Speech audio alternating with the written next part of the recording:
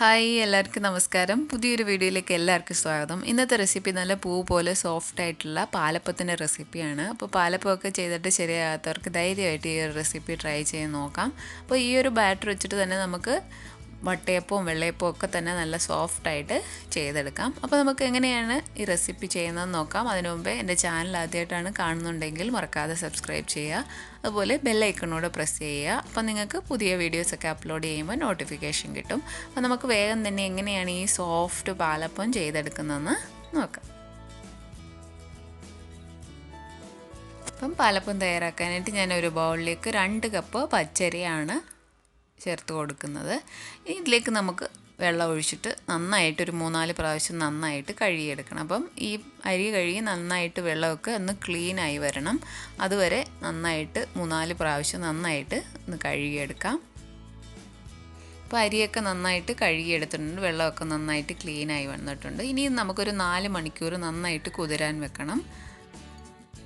അപ്പോൾ 4 മണിക്കൂർ കഴിഞ്ഞിട്ടുണ്ട്, അരിയൊക്കെ നന്നായിട്ട് കുതിർന്ന് വന്നിട്ടുണ്ട്. അതുപോലെ വെള്ളമൊക്കെ ഊറ്റി കളഞ്ഞ് എടുത്തിട്ടുണ്ട്. ഇനിയും നമുക്കൊരു മിക്സിയുടെ വലിയ ജാറിലേക്ക് ഇട്ട് കൊടുക്കാം. അപ്പോൾ ഞാൻ അരി മൊത്തമായിട്ട് തന്നെ ഇട്ട് കൊടുക്കുകയാണ്. അപ്പം നമുക്ക് മിക്സിയുടെ വലിയ ജാറിലാണെന്നുണ്ടെങ്കിൽ ഈസി ആയിട്ട് മുഴുവനായിട്ടിട്ട് അരച്ചെടുക്കാനൊക്കും. അപ്പം അരിയെല്ലാം നമുക്ക് മിക്സിയുടെ ജാറിലേക്ക് ഇട്ട് കൊടുക്കാം. ഇനി ഇതിലേക്ക് നമുക്ക് തേങ്ങ ചേർത്ത് കൊടുക്കണം. ഞാനിവിടെ 1/4 കപ്പ് തേങ്ങയാണ് ചേർത്ത് കൊടുക്കുന്നത്. 1/2 കപ്പ് ചേർത്താലും മതിയാവും. അതിൻ്റെ കൂടെ 1/2 കപ്പ് ചോറാണ് ചേർത്ത് കൊടുക്കുന്നത്. ഇനി ചേർത്ത് കൊടുക്കുന്നത് പഞ്ചസാരയാണ്. 2 ടീസ്പൂൺ പഞ്ചസാരയാണ് ചേർത്ത് കൊടുക്കുന്നത്. അതിനുശേഷം ആവശ്യത്തിന് ഉപ്പും കൂടെ ചേർത്ത് കൊടുക്കാം. ഇനി ചേർത്ത് കൊടുക്കുന്നത് ഈസ്റ്റാണ്. ഈസ്റ്റ് നമ്മൾ ഒത്തിരി ഒന്നും ചേർക്കേണ്ട ആവശ്യമില്ല, വളരെ കുറച്ച് ചേർത്താൽ മതി. ഞാനിപ്പോൾ ഇവിടെ 2 നുള്ളി ഈസ്റ്റാണ് ചേർത്ത് കൊടുക്കുന്നത്. അപ്പം ഒരു 8 മണിക്കൂർ പൊങ്ങാൻ വെക്കുന്നുണ്ട്. അപ്പം വളരെ കുറച്ച് ഈസ്റ്റ് ചേർത്ത് അരച്ചെടുത്താൽ മതിയാവും. അപ്പോൾ 2-3 മണിക്കൂർ കൊണ്ട് പൊങ്ങി വരണമെന്നുണ്ടെങ്കിൽ ഒരു 1/4 ടീസ്പൂൺ ഈസ്റ്റ് വരെ ചേർത്ത് കൊടുക്കാം. അപ്പോൾ ഇത് നമ്മൾ രാത്രി അരച്ചിട്ട് രാവിലെ എടുക്കാനായതുകൊണ്ടാണ് വളരെ കുറച്ച് ഈസ്റ്റ് ചേർത്ത് കൊടുക്കുന്നത്. ഇതിലേക്ക് 1.5 കപ്പ് വെള്ളമാണ് ഞാൻ ഒഴിച്ചു കൊടുക്കുന്നത്. അപ്പോൾ 1.5 കപ്പ് വെള്ളം കറക്റ്റായിരിക്കും ഈ ഒരു ബാറ്റർ ചെയ്തെടുക്കാൻ. അപ്പോൾ ഇത് നല്ല കൂടെ നന്നായിട്ടൊന്ന് മിക്സ് ചെയ്തെടുക്കുന്നുണ്ട്. അതിന് ശേഷം ഇത് നമുക്ക് നന്നായിട്ട് നല്ല തരിയൊന്നും ഇല്ലാതെ തന്നെ നന്നായിട്ട് അരച്ചെടുക്കണം. അപ്പോൾ നമ്മൾ ഈസ്റ്റ് ചേർക്കുമ്പോൾ ശ്രദ്ധിക്കേണ്ടത്, ഡ്രൈ ഈസ്റ്റ് ആണെന്നുണ്ടെങ്കിൽ കുറച്ച് ചൂടുവെള്ളത്തിൽ കലക്കി ഒന്ന് പൊങ്ങി വരുന്നതിന് ശേഷം ചേർത്തിട്ട് അരച്ചെടുക്കുക. ഞാനിപ്പോൾ ഇവിടെ ഇൻസ്റ്റൻറ്റ് ഈസ്റ്റാണ് ചേർത്ത് കൊടുക്കുന്നത്, അതുകൊണ്ടാണ് ഡയറക്റ്റായിട്ട് ചേർത്ത് അരച്ചെടുക്കുന്നത്. അപ്പം അരി നന്നായിട്ട് തന്നെ അരച്ചെടുക്കണം. അപ്പോൾ ഈ ഒരു കൺസിസ്റ്റൻസി ആയിരിക്കണം നമ്മുടെ ബാറ്ററിന്. അപ്പം ഒരു സ്പൂൺ വെച്ച് ഇങ്ങനെ ഇളക്കിയതിൻ്റെ പിൻഭാഗം നോക്കുമ്പോൾ നന്നായിട്ട് സ്മൂത്തായിട്ട് തരികളൊന്നും ഇല്ലാതെ വരണം. അതുവരെ നന്നായിട്ട് അരച്ചെടുക്കണം.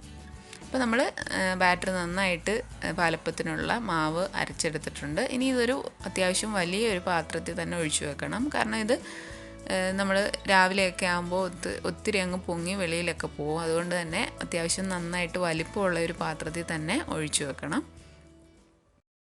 ഇനി നമുക്ക് അടച്ചു വെക്കാം. അതിനുശേഷം ഇത് പൊങ്ങാൻ വേണ്ടി 8 മണിക്കൂർ വെക്കണം. അല്ലെങ്കിൽ നമ്മൾ രാത്രി അരച്ചിട്ട് രാവിലെ എടുത്തു കഴിഞ്ഞാൽ കറക്റ്റായിരിക്കും. ഇതിപ്പം 8 മണിക്കൂറായിട്ടുണ്ട്. അപ്പോൾ നമുക്ക് തുറന്ന് നോക്കിയാൽ കാണാൻ നന്നായിട്ട് മാവൊക്കെ നല്ലതായിട്ട് പൊങ്ങി വന്നിട്ടുണ്ട്. ഇനി തവി വെച്ച് ചെറുതായിട്ടൊന്ന് ഇളക്കിയെടുക്കാം. അപ്പോൾ ഒത്തിരി ഓവറായിട്ടൊന്നും മിക്സ് ചെയ്യേണ്ട, ചെറുതായിട്ടൊന്ന് മിക്സ് ചെയ്തെടുത്താൽ മതിയാവും. നമ്മളിതിൻ്റെ അകത്ത് പഞ്ചസാര ഉപ്പൊക്കെ ചേർത്താണ്, അതുകൊണ്ട് പ്രത്യേകിച്ച് ഇതിൻ്റെ അകത്തിലൊന്നും ചേർക്കാനില്ല. ഇനി ഇത് നമുക്കൊരു ചൂടായിട്ടുള്ള തവയിലേക്ക് ഒഴിച്ചു കൊടുക്കാം. ഞാനിവിടെ ഒരു നോൺ സ്റ്റിക്ക് പാനിലേക്കാണ് ഒഴിച്ചു കൊടുക്കുന്നത്. ഒഴിച്ചു കൊടുത്തതിന് ശേഷം നന്നായിട്ട് ഒന്ന് ചുറ്റിച്ച് കൊടുക്കുക. അതിന് ശേഷം നമുക്ക് അടച്ചു വെച്ചിട്ട് 2 മിനിറ്റ് ഇതൊന്ന് വേവിച്ചെടുക്കാം.